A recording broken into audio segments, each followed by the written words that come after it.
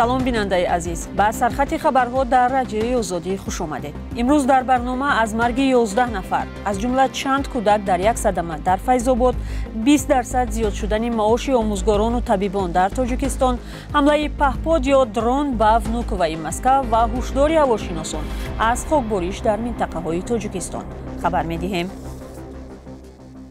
мутаассифона барномаро бо хабари нохуш оғоз мекунем. Дар натиҷаи як садамаи мудҳиши нақлиётӣ дар ноҳияи Файзобод 11 нафар ба ҳалокат расида, 4 каси дигар маҷрӯҳ шудаанд. хурдтарин қурбонии фалокат 2 сола ва бузургтаринаш 64 сола ҳастанд. вазорати умури дохилӣ имрӯз бо нашри як баёнияи расмӣ гуфт, ки фоҷиа рӯзи 2 июл дар деҳаи шаҳтакиёни ноҳияи Файзобод рух додааст. ба гуфтаи вазорат, ронандаи автомашинаи Opel Astra Муҳаммадсодиқ Маҳмадюсуфи 30 сола ҳангоми ҳаракат аз самти шаҳри Ваҳдат ба самти муқобили роҳ баромада ба автомашинаи Бобоҷон Шарипови 21 сола бархӯрдааст. қурбониёнро, ки 2 ва ё 3 нафари узви як оила ҳастанд, рӯзи 3 июл ба хок супурдаанд. дар наворе, ки корбарони Озодӣ ирсол кардаанд, дида мешавад 2 мошин дар роҳ сахт осеб дидаанд. дар навори дигар кама 6 нафари олуда ба хун рӯи замин ва кати беморӣ дида мешаванд. садамаи пурқурбонӣ дар ҳоле рух додааст, ки мақомот ҳамин ахиран аз марги тақрибан 13 нафар дар 3 рӯзи гузашта хабар доданд. мақомот дар аксар маврид ронандаҳоро ба беэҳтиётӣ гунаҳкор мекунанд. баъзе аз ронандагон роҳҳои душворгузарро далел меоранд. омӯзгорону табибон ва дигар кормандони муассисаҳои илмии Тоҷикистон аз ин моҳ музди зиёдтар мегиранд. бар асоси фармони Эмомалӣ Раҳмон, раиси ҷумҳури Тоҷикистон, аз моҳи феврали имсол музди кори соҳаи маорифу тандурустӣ ва илму стипендияи донишҷӯён ҳаққи нафақаи пиронсолон бояд аз ин моҳ 20% бештар шавад. ҳукумати Тоҷикистон гуфтааст, ки ҳадаф аз боло бурдани музди кору нафақа беҳтар кардани вазъи зиндагии мардум аст. аммо бархе аз сокинон мегӯянд, ки бо боло рафтани қимати молу маҳсулот аввалия афзоиши музду ҳаққи нафақа таъсири чандоне ба зиндагии онҳо нахоҳад дошт. баъди ҳамлаи паҳпод ё дрон ба Внукова дар рӯзи 4 июл, ин фурудгоҳи шаҳри Москав соати 8 субҳ кори худро ба таври маъмулӣ идома дод. дар ин бора идораи Росавиатсияи Русия рӯзи 5 июл дар саҳифааш дар Телеграм хабар дод. фуруду парвози ҳавопаймоҳо рӯзи 4 июл ба фурудгоҳи Внукова маҳдуд шуд ва мақомот гуфтанд, фаъолияташонро ба сабабҳои фаннии фаротар аз назорати фурудгоҳ маҳдуд карданд.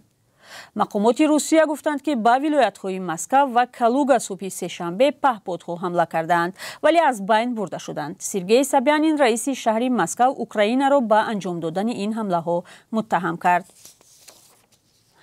исроил амалиёти бузургеро бар зидди тундравони фаластинӣ дар урдугоҳи Ҷенин дар канораи ғарби руди Урдун оғоз кардааст, ки дар ҷараёни он садҳо сарбози исроилӣ ширкат мекунанд.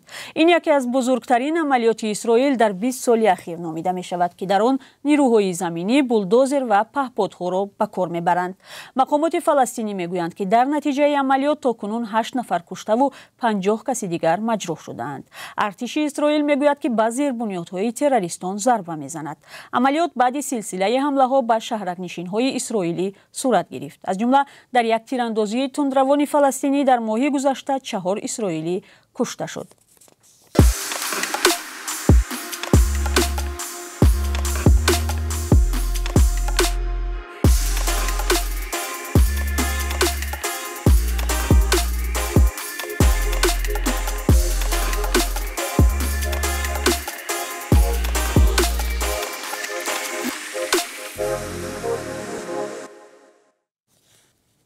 кам шудани шумори донишҷӯён дар донишгоҳҳои Тоҷикистон омӯзгоронро ба мушкил рӯбарӯ кардааст. аз моҳи январи имсол дар пардохти маоши омӯзгорони мактабҳои олӣ душворӣ пеш омадааст. дар ҳамоише дар маркази таҳқиқоти стратегии Тоҷикистон ахиран ин мавзӯъ матраҳ шуд.